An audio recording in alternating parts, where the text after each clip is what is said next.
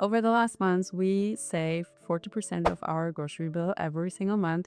And that's not because we found super cool coupons or a better grocery store. It's just because we organized our kitchen differently. So, as we all know, grocery costs are going crazy right now. But what if I told you that I found a system that will save you up to 50% on your grocery bill by just implementing 5 rules that are actually pretty simple. Some of them actually are too easy to be true, but they are pretty effective. So in this video, I'm going to walk you through those 5 rules or organization methods that we implemented in our kitchen and pantry. We were able to cut our grocery bill from approximately $1,000 per month for 4 people, and we're 2 adults and 2 small children, to approximately maybe $600 a month, depending on if we are also stocking up on essentials like olive oil or something like that. If you want, comment down below how much you're spending at the moment for groceries a month, because I know that in some states, especially here in the US, grocery costs can absolutely go crazy right now. And I'm always curious about how much other people spend in their area. We're in South Carolina. Officially, they're telling us that South Carolina is pretty cheap when it comes to groceries, but my gut feeling says we're probably more in the middle range. So feel free to comment in which country you live, how much you pay per month in groceries. And then I would say, let's dive into my organization methods and see how much we can save. Number one sounds so basic, but it's the foundation for everything that comes afterwards. It's the use me first system. The idea is anything that needs to be eaten soon gets a specific spot in the fridge or in the freezer or in the pantry where you can see it and where you're more likely to use it first. You can put a specific basket in the fridge, a bin in the pantry, or a shelf in the freezer, and then you just pop in the items that should be eaten first.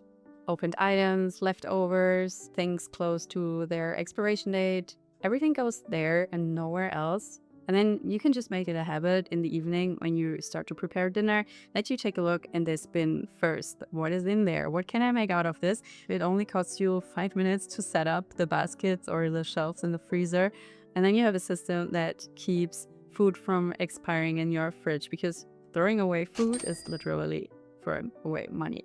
And there's the second part to this rule that actually, at least nobody I know does it like that. Because to be honest, most people I know have a pretty messy fridge, me included. But what is proved to be very effective in our kitchen was to put the new items in the bag. Because usually people tend to go grocery shopping, and then when you pack away, you just stuff everything in the fridge, and all the things that were already in your fridge and that were sitting in the front are just pushed to the back. Next time, try to do it the other way around. Maybe just take all the old stuff out of your fridge, then pack the new stuff in, and then pack the old stuff in front of it again, so that you're more likely to actually eat the items that are in the front and that need to be eaten. So this first rule already cuts down a lot on your food waste. But that's only the foundation. The next 2 rules were the ones that were really hitting our bank account in a positive way.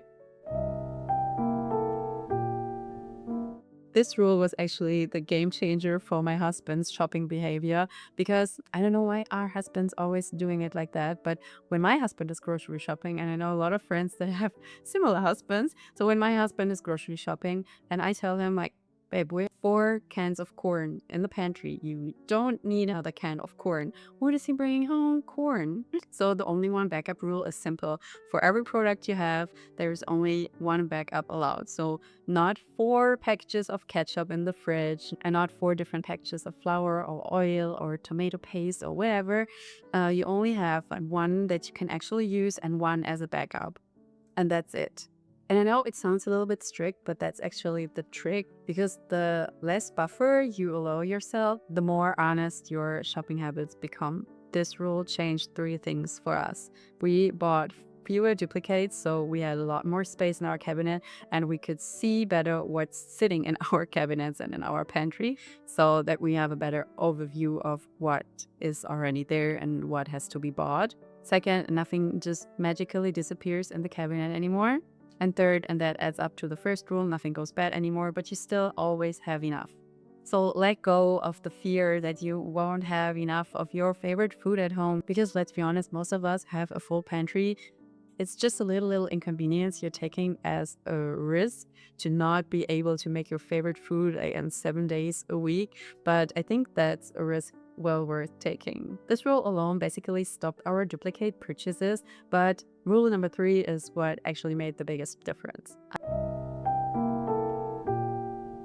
I felt really a little bit dumb because I'm 33 years old and this is the first time this possibility has even popped up in my mind, and it's so genius. Most people organize their pantry, fridge, freezer usually in categories. We put all the cans in one place, we put all the spices in one place, we put all the vegetables in one place. But that's actually how we use food. When I think about how I'm making breakfast, I'm always picking like the oats from here and my flaxseed from there and the protein powder from somewhere else. So instead of organizing everything by category, I started to organize our pantry by zones. So now we have a breakfast zone where I store all my breakfast ingredients.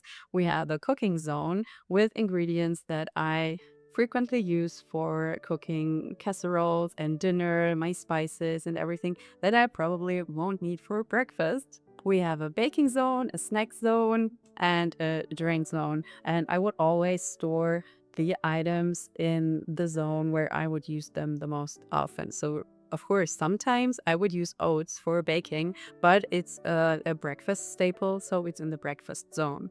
And then I have everything together at the place where I'm actually needing those items and I'm not running back and forth in my pantry. And that changed actually a lot how we use our available groceries.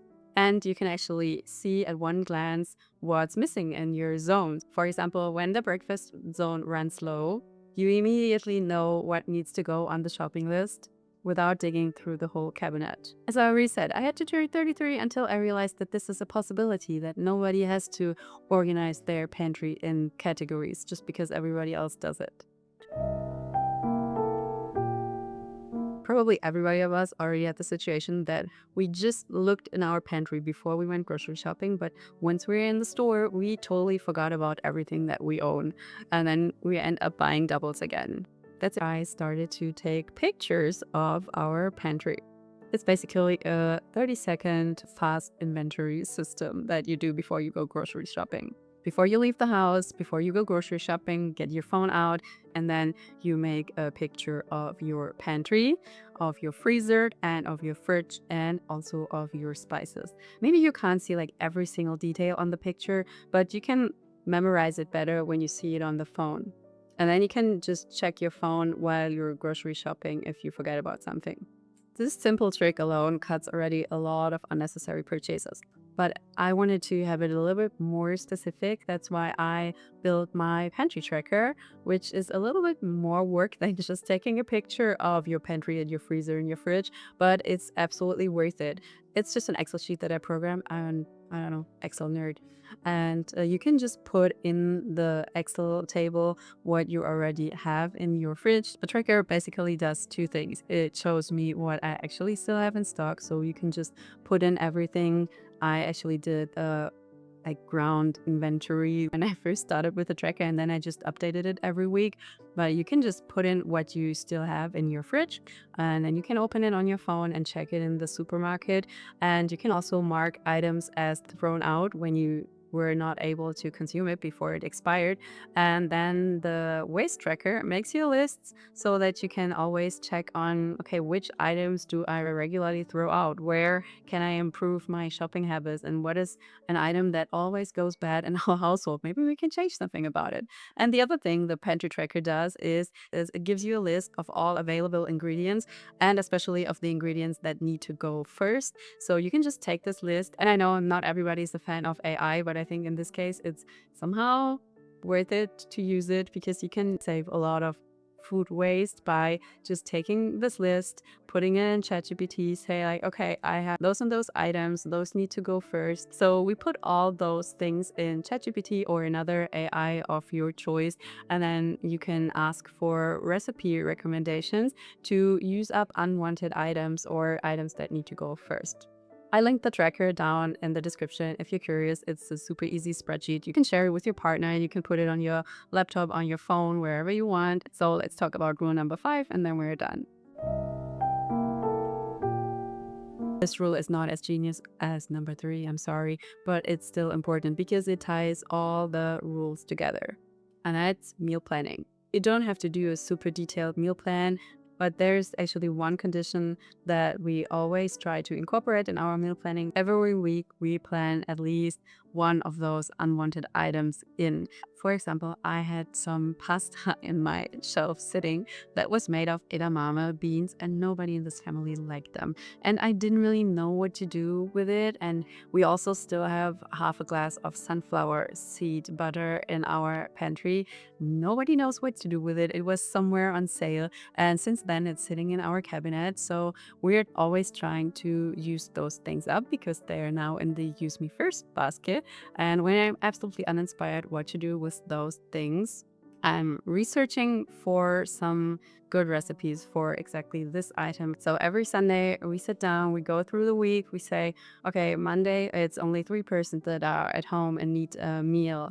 And on Friday we're going out to eat with friends. But then we know, okay, we need a meal on this day and this day, and we need lunch for those days.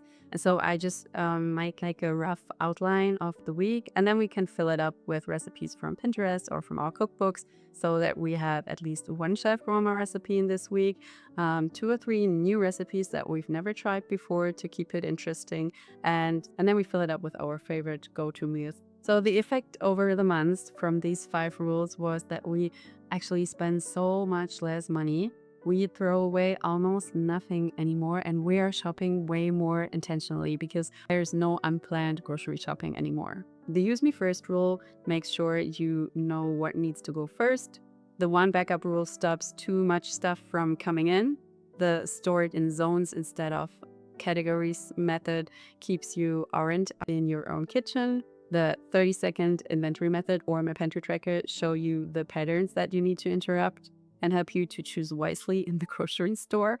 And meal planning with the chef warmer principle and by incorporating new recipes every week makes sure that everything actually gets used before it goes bad.